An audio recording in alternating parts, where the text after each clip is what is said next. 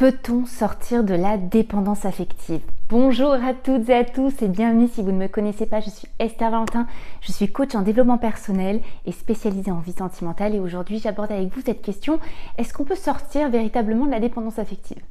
Alors, commençons tout de suite. Oui, bien sûr, on peut s'en libérer, on peut sortir de la dépendance affective, c'est bien sûr possible, mais peut-être pas comme on peut l'idéaliser. La dépendance affective, déjà, on ne la quitte pas du jour au lendemain, comme ça, et surtout, on ne la quitte pas d'une manière lisse, sans aucune fluctuation, et c'est ça le plus essentiel à retenir. Pourquoi le plus essentiel? Parce que dans cette vidéo, je vais aborder ensuite avec vous 4 points, 4 clés qui vont vous permettre d'évoluer dans la dépendance affective d'une manière non idéalisée, mais plutôt très accompagnante, qui est très soutenante, une manière soutenante, je dirais, de vous en libérer. Ok? Mais déjà, avant tout, je voulais vous dire que dans mes coachings, je rencontre une problématique qui est très récurrente, qui m'a donné l'idée de faire cette vidéo.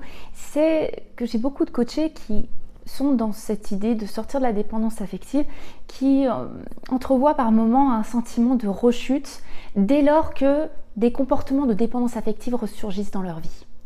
C'est un sentiment de reculer, c'est un sentiment qui laisse la sensation que tout le chemin déjà parcouru, il est presque annulé. Et pourtant, se libérer de la dépendance affective, pour s'en libérer, pour se développer et développer d'autres comportements, c'est un chemin qui va être fait de plusieurs allers-retours. Des allers-retours qui vont nous permettre de nous trouver, nous, et de trouver surtout notre équilibre entre dépendance et indépendance, pour ne pas être ni dans la dépendance affective, ni dans un inverse total où on est isolé, où on se coupe du relationnel et on est dans l'ultime indépendance pour se protéger. C'est ces allers-retours qui vont nous permettre l'équilibre. Je vais vous donner un petit exemple, une mise en cas concrète. Je vais me retrouver à avoir eu des comportements de dépendance affective qui m'ont fait souffrir, qui ont peut-être mis fin à ma précédente relation. Je vais me retrouver à m'isoler, à me retrouver moi. Et puis va venir ce moment où je me sens beaucoup mieux, je vais retourner dans une relation, et là dans la relation, je vais revenir à oublier un petit peu mon individualité, à retourner uniquement dans l'investissement unique à la relation. Hop, ça va me réalerter parce que je me souviens de mon expérience, j'ai aussi appris. Donc hop, je vais commencer à pas m'isoler, mais à renouer un petit peu plus avec mon individualité, peut-être plus que je le ferais si je n'avais pas cette vigilance sur ma dépendance affective, etc., etc. Donc je me suis isolée, je reviens dans une relation, mais les comportements de dépendance affective surgissent de nouveau assez violemment, donc ça m'alerte, et cette fois je réagis, je me remets dans un petit peu plus d'énergie dans mon individualité, et hop, ensuite ça me permet de revenir à l'autre avec un meilleur équilibre, etc. Vous avez compris. Maintenant, on va voir ensemble 4 points qui vont vous permettre de ne pas rentrer dans ce piège, dans cette idée que vous reculez, dans ce sentiment que tout ce que vous parcourez est annulé, dans le sentiment tout simplement de replonger dans la dépendance affective, pour vous accompagner dans cette courbe qui n'est pas lisse mais fluctuante, pour que vous réalisiez que oui, vous êtes pas à pas en train d'évoluer sur la dépendance affective et de trouver un équilibre beaucoup plus sain et épanouissant pour vous. Le premier point, c'est que si vous voulez comparer votre avancée dans le fait de vous libérer de la dépendance affective à un idéal, eh bien, un idéal, je dirais, que vous avez envie d'être, un idéal que vous imaginez de vous, qui n'a aucun comportement de dépendance, vous allez juste vous décevoir. Mais ça marche pour tout, hein. Du moment que je ne me compare pas moi à moi-même, moi au mois d'hier, moi en prenant en compte toute mon évolution, mais que j'utilise l'unique comparaison de moi aujourd'hui à un moi complètement idéalisé, complètement fantasmé de demain, je vais tout le temps être déçue. Donc cette comparaison, elle est extrêmement nuisible. C'est bien, c'est merveilleux de savoir où on veut aller, c'est merveilleux de savoir ce qu'on veut viser, mais c'est uniquement pour nous donner un indicateur de si on est sur le bon chemin. C'est pas à utiliser en comparaison pour se malmener aujourd'hui. Donc attention à quoi vous comparez votre évolution dans le fait de vous libérer de la dépendance affective. D'ailleurs, je vais vous mettre le petit e-book que j'ai écrit sur la dépendance affective. N'hésitez pas à le télécharger, je vous le mets en barre de description juste en dessous de cette vidéo. Il est gratuit, vraiment, allez-y. Et évidemment, si vous voulez pousser le travail un petit peu plus loin, si vous voulez être accompagné dans votre démarche pour comprendre tous les aspects de la dépendance, dans une profondeur qu'on n'aborde pas comme ça au quotidien de manière générale. J'ai fait une formation sur le sujet, elle est accessible sur mon site web, à la page formation, n'hésitez pas, elle est complètement libre d'accès. Évidemment, si vous aimez ce thème comme tous les autres sur la vie amoureuse, sur le développement personnel, pensez bien à vous abonner, à même cliquer sur la petite cloche de notification pour ne manquer aucune de mes vidéos. J'aborde ici tout le sujet du développement personnel et du développement relationnel. Mais on va fermer cette parenthèse pour revenir au deuxième point. Le deuxième point qui peut vous aider dans cette évolution, à voir tout simplement votre évolution, c'est d'abandonner la fuite.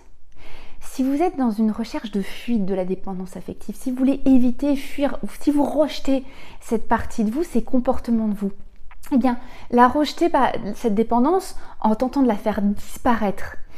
Pensez à ces instants où vous êtes en train de réfléchir et que vous vous dites, mais j'aimerais ne pas être comme ça, ou j'en veux plus, ou j'en veux pas. Ça, c'est de la fuite, ça, c'est du rejet de vous-même. Eh bien, cette tentative de faire disparaître des comportements qui sont inconfortables chez vous, c'est finalement simplement amplifier les choses. En n'acceptant pas, en n'appréhendant pas les choses que ça a à nous apprendre, on déplace le problème. Quand on fuit, on déplace le problème. Quand on accueille, on découvre vraiment le problème et on évolue dessus, on avance dessus. Tout ce qu'on évite, on l'amplifie. Tout ce qu'on fuit, on le fait grandir. Donc attention, ne soyez pas dans l'idée de faire disparaître la dépendance affective. Comprenez ce que vous avez à en tirer, comprenez ce que vous avez à en apprendre, comprenez ce que ça appelle à ce que vous occupiez en vous. Parce que oui, il y a un message profond derrière la dépendance. C'est un rapport à vous-même, c'est une estime que vous avez de vous, c'est un lien que vous avez à l'attachement, donc avec le relationnel, avec les autres, qui est à revoir, réajuster, on va dire.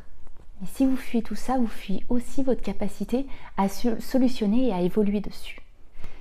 Le troisième point pour vous aider dans cette évolution, dans cette visibilité sur vos efforts, sur ce que vous êtes en train de faire évoluer en vous, sur la dépendance affective, ça va être de savoir reconnaître l'importance de ce parcours, du chemin qui amène à votre destination. Comme on l'a vu ensemble, ce chemin n'est pas lisse pour se libérer de la dépendance affective. Et ce n'est pas uniquement la destination qui est plaisante. C'est vraiment reconnaître aussi tout le chemin.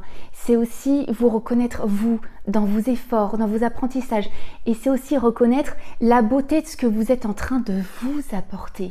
Parce que ça vous demande quand même de regarder un instant, pensez-y, toutes les compétences que vous acquérez, toutes les compétences qui sont acquises, vous les savourez, vous les entretenez, elles sont ancrées en vous pour toujours, elles vous ont demandé de l'effort ces compétences, elles vous en demandent peut-être encore parce que vous êtes encore en quête de nouvelles compétences, de nouvelles ressources, mais prenez un instant pour savourer l'effort que vous avez investi dans une direction aussi belle que vous-même, que votre confort et que votre épanouissement. Ça, vous le devez. Et si vous êtes juste à vous juger durement entre qui vous êtes et qui vous voudriez être, mais que vous ne savourez pas ces efforts et cet investissement que vous êtes en train de faire pour vous concernant votre dépendance, concernant l'inconfort que vous ressentez dans vos relations, vous êtes en fait en train de faire grandir la dépendance. Pour rappel, la dépendance affective, elle naît énormément, un de ses piliers, c'est le manque d'estime de soi. Là, ce que je vous pousse à faire, ce que je vous appelle à faire, c'est à vous estimer à travers ce que vous faites pour vous. Et c'est essentiel. Et le quatrième point, ça va être de redéfinir vos objectifs.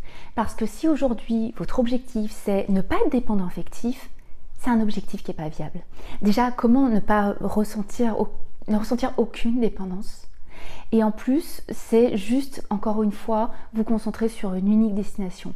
Et c'est oublier ce que pourraient être des objectifs déjà plus viables, plus réalistes, plus à savourer au quotidien, qui vous encouragerait beaucoup plus. Un exemple d'objectif beaucoup plus viable, ça pourrait être: je veux m'apporter de plus en plus de confort et de bien-être dans mon fonctionnement, et dans mon fonctionnement amoureux bien sûr. Je veux arriver à faire des différences qui m'alignent avec ça. Je veux faire des différences qui sont plus productives pour mon bien-être. Je veux me sentir mieux dans mon rapport à l'autre, je veux sentir moins d'anxiété. Ça, c'est des objectifs qui sont beaucoup plus viables. Pourquoi je dis ça? Parce que viser ne pas être dépendant affectif, alors déjà, ce serait intéressant de vous le dire, comment le reconnaîtriez-vous? Et là, vous allez rentrer dans des objectifs plus viables parce que vous allez dire bah, je ressentirai moins d'anxiété, je ferai peut-être moins de crise de jalousie, j'aurai moins peur de passer du temps seule, je serai moins réactive quand l'autre ne m'écrira pas tout de suite, ne me répondra pas tout de suite. Là, vous toucherez des véritables objectifs. Ça vous donnera une meilleure visibilité sur ce que vous êtes en train de faire. Viser quelque chose de flou, c'est vous pousser à constater que vous n'y arrivez pas, parce que c'est flou, donc c'est normal, on ne touche jamais à quelque chose de flou. Et en plus, parce que le but finalement, ce n'est pas ne plus du tout être dépendant affectif, c'est être confortable avec notre fonctionnement. Le but, ce n'est pas avoir une indépendance totale et ne plus pouvoir connecter à l'autre, c'est de ne plus être dans une dépendance inconfortable.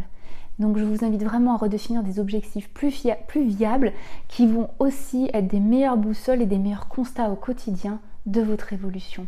Donc oui, bien sûr qu'on peut sortir de la dépendance affective, mais il faut avoir une approche réaliste, encourageante, bienveillante, et c'est ce qu'on a vu ensemble dans cette vidéo.